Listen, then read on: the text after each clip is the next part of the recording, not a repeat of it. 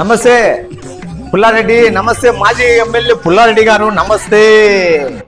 రండి 13వ ward councillor Ramanareddy గారు, వచ్చి కూర్చోండి.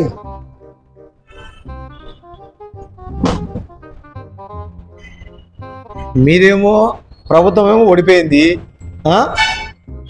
నేను ఒక్కని నా వీధిలో నా వార్డులో నేను ఒక్కనే గెలిచిన. నేను గెలిచినాక మా వీధిలో వాళ్ళు కాలువలు సరిగా పోయినాయి, పొలాలు నీళ్లు రావడంలే, కరెంటు సరిగడంలే, 2-3 బల్బులు వెలగడంలే. వాళ్ళేమో మొత్తుకుంటున్నారు.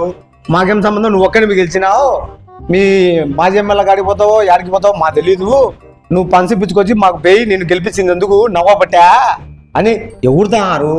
నాకైతే తిక్క పుడుతుంది. నువ్వు ఏదో ఒకటి చేసి నువ్వు పంచిస్తే నేను పోయి ఆ రోడ్లో ఆ పని వచ్చుకుంటే మనకు మర్యాదన్నా దక్కుతుంది. అదయ్యా. నువ్వు ఫండ్స్ అంటున్నావు, ఎక్కడి నుండి రావాలి ఫండ్స్? ప్రభుత్వము పోయింది, నేను ఓడిపోతే మా పిఏనే పని బాటలాగా పండుకున్నాడు. నీ వార్డు కౌన్సిలర్ ఉంటే అంట పోతే అంట. నాకు ఫండ్స్లో ఏం లేవు, మేమే పని బాటలాగా బొచ్చు పెరుక్కుంటున్నాం. వరని పాసగులా ఎంత పని జరిగింది. ఈ అప్పని నమ్ముకొని నేను ఇప్పుడు మడ కుడిచిన. ఆ వార్డులో అయ్యి ఎన్ని బేబీమంటారు, నా కాడ లెక్కలేదు.